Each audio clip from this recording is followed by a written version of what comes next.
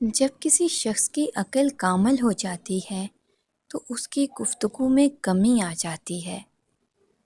جو ظلم کے ذریعے عزت چاہتا ہے، اللہ اسے انصاف کے ذریعے ذلیل کرتا ہے۔ مصائب کا مقابلہ صبر سے اور نعمتوں کی حفاظت شکر سے کرو۔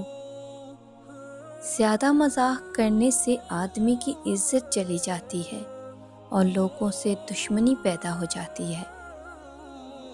جو آدمی دوسرے لوگوں کے عیب کی تلاش میں رہتا ہے، اللہ تعالیٰ اس کے عیب ظاہر کر دیتا ہے۔ سب سے پہلی عبادت یہ ہے کہ انسان مصیبت میں صبر کر کے اللہ تعالیٰ کی طرف سے مدد کا منتظر ہے۔ قریبی رشتہ داروں کی عداوت بچھو کے ڈسنے سے زیادہ درد پہنچاتی ہے۔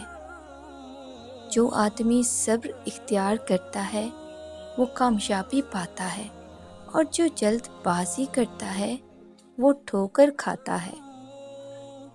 جو آدمی لوگوں کے حالات دیکھ کر عبرت پذیر نہیں ہوتا، اللہ تعالیٰ اس کے حالات سے اور لوگوں کو عبرت دلاتا ہے۔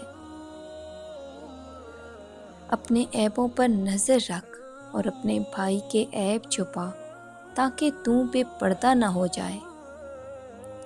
نصیحت دوسروں کے حال پر غور کرنے سے حاصل ہوتی ہے۔ عقل مند وہ ہے جو اپنی زبان کو غیبت سے بچائے، اور مومن وہ ہے جس کا دل شک سے پاک ہو۔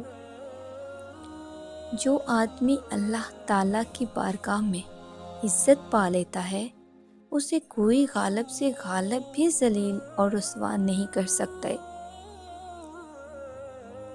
جو آدمی اپنی قدر آپ نہیں جانتا تو کوئی دوسرا آدمی بھی اس کی قدر نہیں پہچانتا۔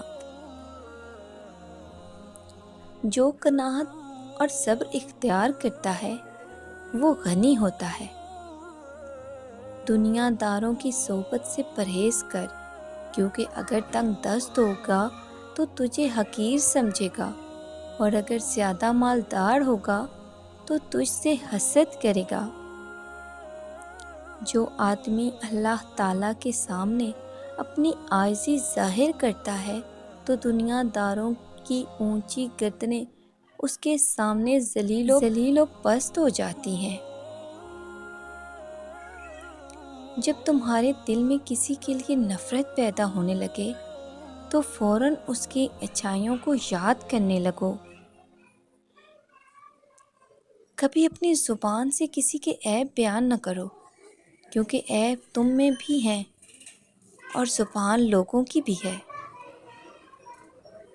اخلاق وہ چیز ہے جس کی قیمت کچھ نہیں دینی پڑتی، ہاں مگر اس سے ہر انسان خریدا جا سکتا ہے۔ اچھے لوگوں کا تمہاری زندگی میں آنا تمہاری قسمت ہوتی ہے، اور انہیں سنبھال کر رکھنا تمہارا ہنر